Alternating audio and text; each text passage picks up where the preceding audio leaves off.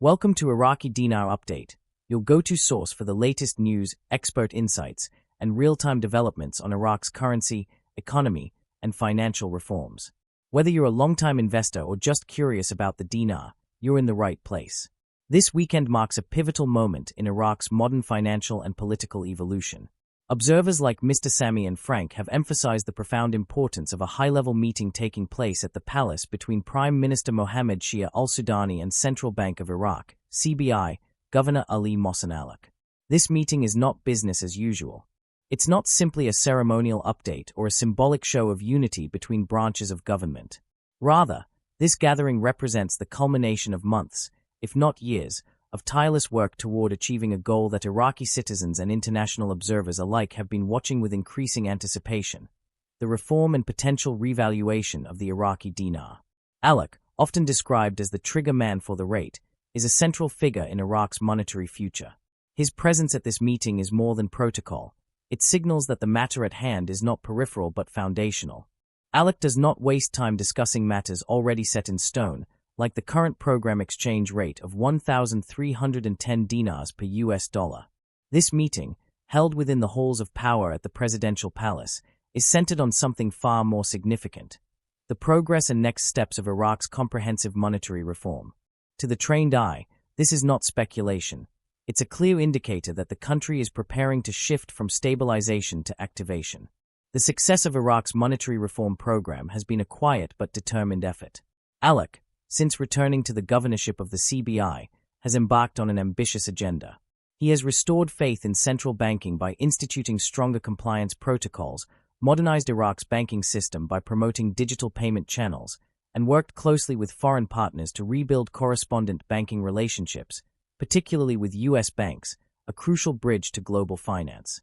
Observers like Mr. Sami understand that meetings of this nature do not occur in a vacuum. They are not held to discuss static numbers or maintain the status quo. Instead, they are convened to make consequential decisions that will shape the country's financial architecture for decades.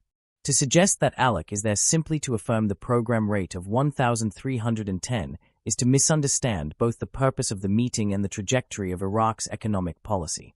The program rate, while important as a reference point, is not the end goal.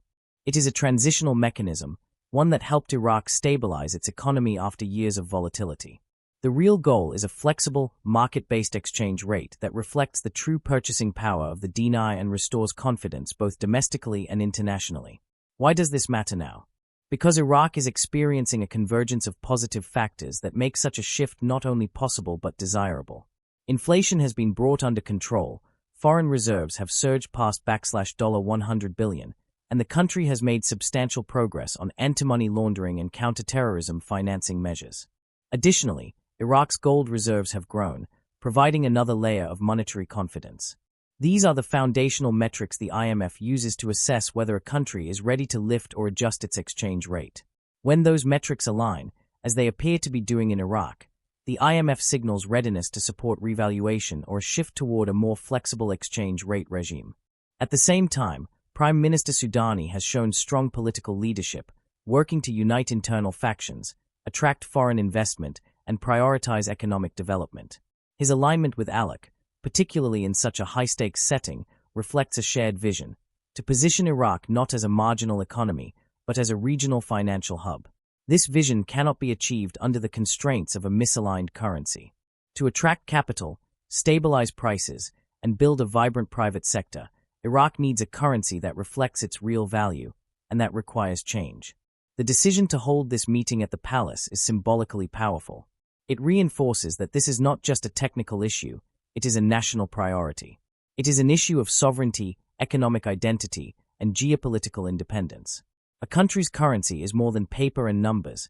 It is a signal to the world about that country's strength, governance, and trajectory.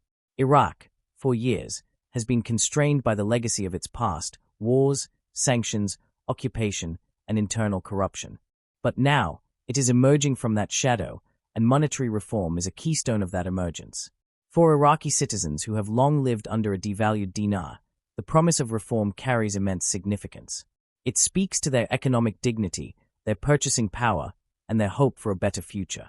It promises to lower the cost of imports, stabilize domestic prices, and create an environment where salaries and savings regain real value. For investors, both domestic and international, a credible currency revaluation signals opportunity. It unlocks new possibilities for trade, investment, and economic diversification. This weekend's meetings, then, are not isolated events. They are the visible tip of a deeper, sustained effort to overhaul Iraq's economic identity. The involvement of the IMF is not just a formality, it's a stamp of legitimacy. It means the world is watching, and more importantly, that the world is prepared to support Iraq's transformation. Such transformations do not happen overnight, but they are punctuated by key moments, and this is undoubtedly one of them. When Frank says that these meetings lead to only one conclusion, he is not speaking recklessly. He is recognizing that every technical, political, and diplomatic signal points toward a currency value adjustment. The groundwork has been laid. The infrastructure has been upgraded. The audits have been conducted. The necessary dialogues, with the IMF, with foreign central banks, with internal stakeholders, have taken place. What remains is the decision itself. And while no official timeline has been released, the frequency, formality, and focus of these meetings suggest that the decision is imminent. The revaluation of the Iraqi dinar is more than a financial adjustment. It is a symbol of national renewal. It represents the country's readiness to reclaim its place on the global economic stage. And while some may still view it as speculative or uncertain, the architecture of reform, quietly and deliberately built over the past several years, has positioned Iraq to take this step with confidence and international support. Thus, this weekend is not just another line on a calendar. It may be remembered as the moment when Iraq shifted decisively from economic recovery to economic ascendance. When its leaders, backed by global institutions, made the choice to match the value of their currency with the strength of their vision. When technical progress, political will, and international trust converged to unlock a new era of prosperity. Thanks for tuning into Iraqi Dinar Update. If you found this content helpful, be sure to like, subscribe, and hit the notification bell so you never miss a beat on Iraq's evolving financial landscape. Stay informed and stay ready.